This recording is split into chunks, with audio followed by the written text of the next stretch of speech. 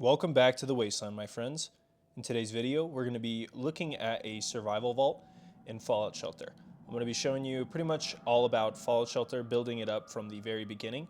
And this is the second part to a video I made a while back. I just haven't played this vault in a while, just because I didn't want to really. But now I'm kind of getting back into Fallout Shelter, and I thought it'd be great to show you guys pretty much just everything you need to know in Fallout Shelter. So, as you can see, we got like a fire going on. That's not too big of a deal, especially because we just eliminated it. And when you have a room upgraded, the higher it is upgraded, the more deadly it's going to be with attacks. So the less a room is upgraded, the easier attacks are going to be dealt with, including fires, any really hazards.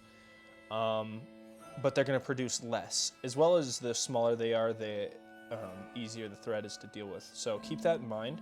You'll see me use that tactic. I use a tactic to where I have a low level room that's only one wide, and I'll use dwellers to go there to deal with attacks if needed. Also, you'll see when I level my dwellers up, I make sure I give them endurance clothes, because that's going to raise their overall health up a little bit. I have a whole video going over this. It's called Super Dwellers in Fallout Shelter, how to make them.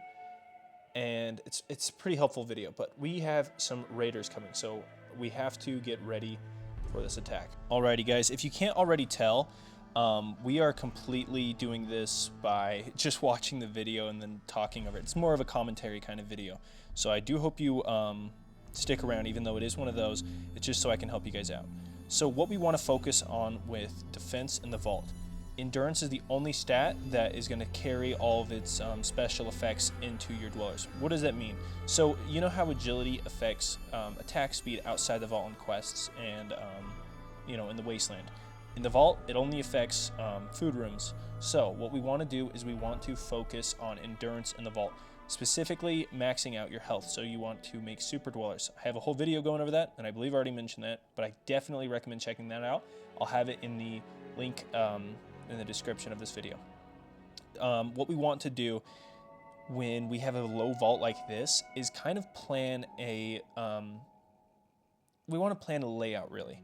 And there's a couple of layouts. As you can see, I am upgrading this room to max. I shouldn't have done that. And this, of course, there's a fire coming as soon as I did it too. I sent my dwellers to go deal with that fire. Bad mistake. Don't do that. Just let the fire spread and try to get it to a room that's going to be easy to deal with. When it's a big room like this, there's really no point in spinning all your dwellers out there unless you think you can do it pretty fast. But yeah, we'll deal with it. And as you see, on the left, I put elevators on the sides of the vault, both sides, including the right. And the reason I did this is because mole rats will not be able to attack rooms that are not touching dirt. So what does that mean? That means that this room that we're looking at right now, it's touching dirt, so it can get attacked by a mole rat on the left side, not on the right, and it can get attacked underneath. But if eventually, when we keep upgrading our vault with elevators on every side, most of the vault is going to be completely safe from those mole rats. So it's not going to be able to be harmed from mole rats from most of it. You can even encase the very top layer in elevators, but I just think that's a bad idea, especially because when something goes in, your resources are going to start to get drained. Also, it's just a waste of space. So what we want to do is we want to focus on sending our dwellers out. As you can see, this mission, I had to send 3 out. So what I did is I just did a quick little cheaty kind of thing. It's not really cheating. You send them out, take them back. Send them out, take them back. You know, something simple like that. You can usually get through easy quests like that. Like if it says equip a dweller with a weapon, just equip a dweller, equip their fists, equip their weapon, equip their fists, equip their weapon. And you can do stuff like that to get through these quests easier. Right here, I made the mistake of trying to fight these rad roaches. I eventually learned that's a bad idea. Just get away from this room. And then you let them spread to an easier room, and you deal with them. Alrighty, so we completed that little quest, but I'm actually going to send him out for realsies, because we want to get loot. Sending your dwellers out is a great way of getting loot, and you can really only do this in survival if you have the right time and items. So we want stim packs, right? We need at least 2. That's what I was trying to get to. And when we send them out, we have to put a timer. I put a timer on my phone because, guys, if you leave them out in survival, they're going to die. And if you don't want to pay caps to res them, if you're not in survival, because you cannot res in survival, if you don't want to pay caps to res them, put a timer on your phone and just kind of plan it out when you're going to be sending your dwellers out, especially early game. Late game, you don't got to worry about it, but early game, you definitely have to. So let's make sure we send him out and give him the right stuff. Going to our vault though, it's looking pretty good, so I didn't really know what to do. I was just trying to make sure everything was going good. And if you don't know what to do, if everything's just kind of taking time to get loot, don't play the game, because you will be attacked relentlessly, and that is not good for your vault, especially if you're only getting like XP. And if you don't have high endurance, XP is not your friend, especially in a survival vault.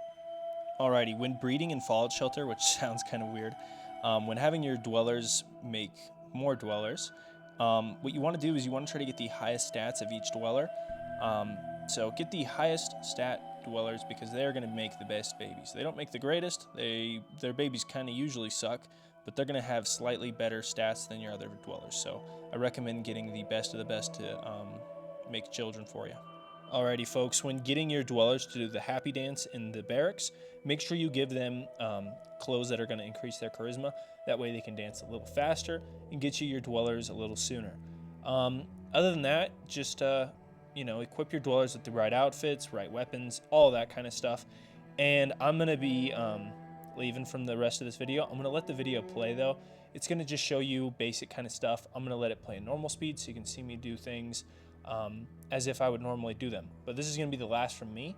So if you watch all the way to the end of the video, I appreciate that. If not, I totally understand, but I did want to give you guys a slowed down version that just kind of shows you how I play, because I figure if you watch that, it'll be easier to understand how to play the game. Let me know what you guys think. And with all of that said, thank you so much for watching, and may the wasteland treat you with peace and prosperity.